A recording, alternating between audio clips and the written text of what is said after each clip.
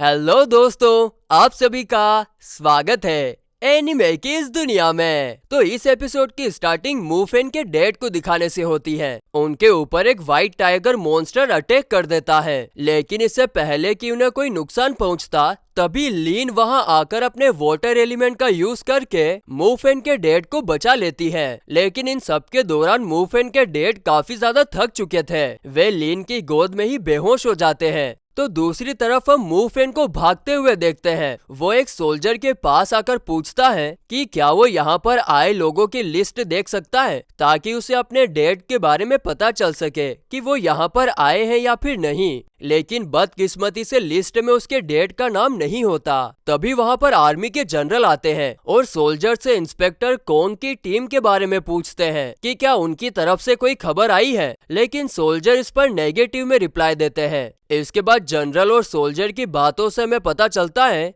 कि मॉन्स्टर असल में अंडरग्राउंड केव्स के जरिए सिटी में आ रहे हैं, और वहाँ पर केव्स कहाँ पर है उसके बारे में अभी तक आर्मी को कोई खबर नहीं है। वहीं अंडरग्राउंड केव्स के बारे में सुनकर मूफेन को गर्ल्स हॉस्टल की याद आती है, जहाँ पर उसने वन आई जाइंट रेट मॉन्स्टर को देखा था। इसीलिए वो जनरल और सोल्जर से कहता है कि मेरे हिसाब से अंडरग्राउंड केव्स को और किसी ने नहीं बल्कि वन आई जाइंट रेट मॉन्स्टर ने बनाया है, क्योंकि आपको भले ही लगे कि मॉन्स्टर ने अचानक से अटैक किया, लेकिन अटैक से पहले सिटी हंटर्स टीम के साथ मिलकर मैंने कई सारे जाइंट रेड मॉन्स्टर को खत्म किया था, और सिटी हंटर टीम के पास इसका पूरा रिकॉर्ड है, जिसे देखकर हम अंडरग्राउंड केव्स की पॉसिबल लोकेशन को ट्रैक कर सकते हैं। अब ये सब सुनकर जनरल तुरंत सिटी हंटर की टीम को बुलाने का कहता है। इसके बाद सिटी हंटर टीम में से लीडर और शिवा की जनरल से मिलने आते हैं। आगे मूफेन के कहने के मुताबिक शिवा की वन आई जाइंट रेट मॉन्स्टर की उन सारी कॉमन लोकेशंस को ट्रैक करने में लग जाती है जहां पर वे लोग सबसे ज्यादा आए हैं। और फिर थोड़ी सी ब्रीफ डिस्कशन के बाद जनरल भी इस बात से सहमत होते हैं कि पिछले काफी टाइम से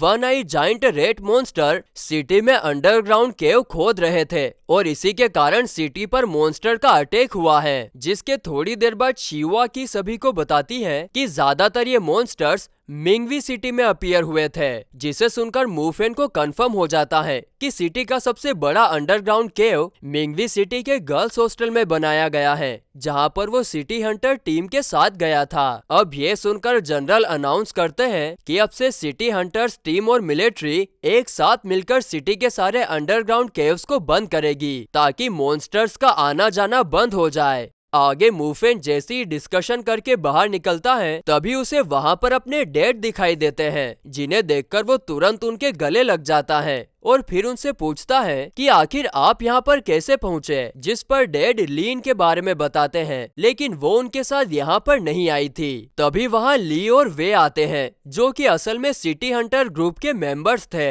वे लोग मूफेन को बताते हैं कि उन्हें जब उसके डैड मिले तो वे लीन के साथ जमीन पर जख्मी पड़े हुए थे। वो ये भी बताते हैं कि लिन ने उसके डैड को बचाने के लिए खुद को सेक्रीफाइस किया है, जिसे सुनकर मूफेन को काफी बुरा लगता है। तो वहीं मूफेन के डैड सिटी के बारे में जानकर फूट फूट कर रोने लगते हैं, क्योंकि शीन वहीं के हॉस्टल में रहती है और ऊपर से उसके लेग्स भी काम नहीं करते। तो वहीं मूफेन मन में कहता है कि शीन ज्यादा दूर तो नहीं जा सकती, इसीलिए वो हॉस्टल के आसपास ही कहीं पर छुपी होगी। जिसके बाद हमें स्पेशल ग्रुप के स्टूडेंट्स दिखाए जाते हैं। वे लोग एक जगह पर बैठकर आराम कर रहे थे।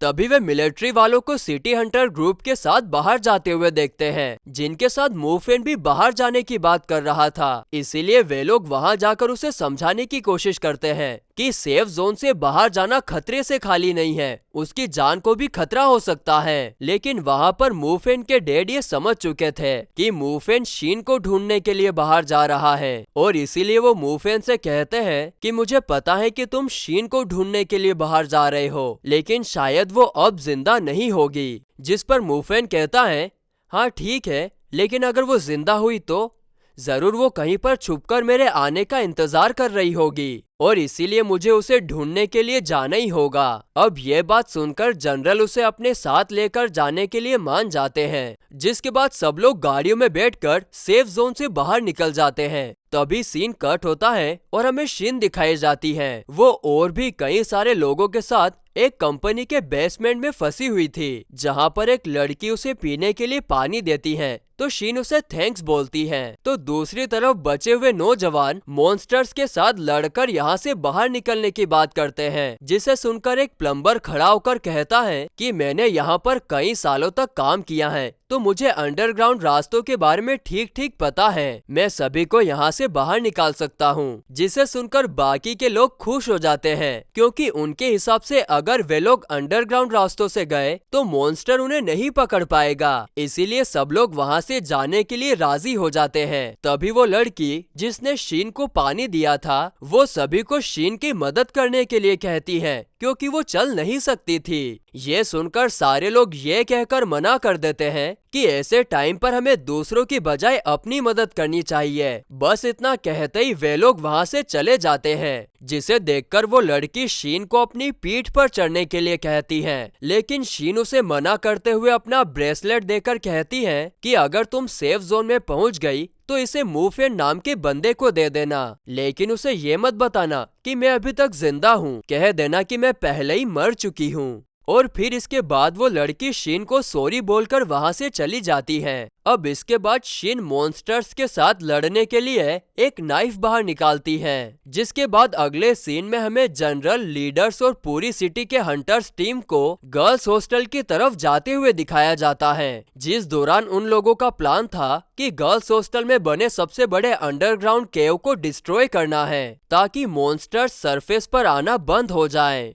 अब क्या वो मॉन्स्टर्स को रोक पाएंगे या फिर नहीं, और इसमें मूफेन क्या करने वाला है, ये तो हम अगले ही एपिसोड में जान पाएंगे। अभी के लिए ये एपिसोड यहीं पर खत्म होता है।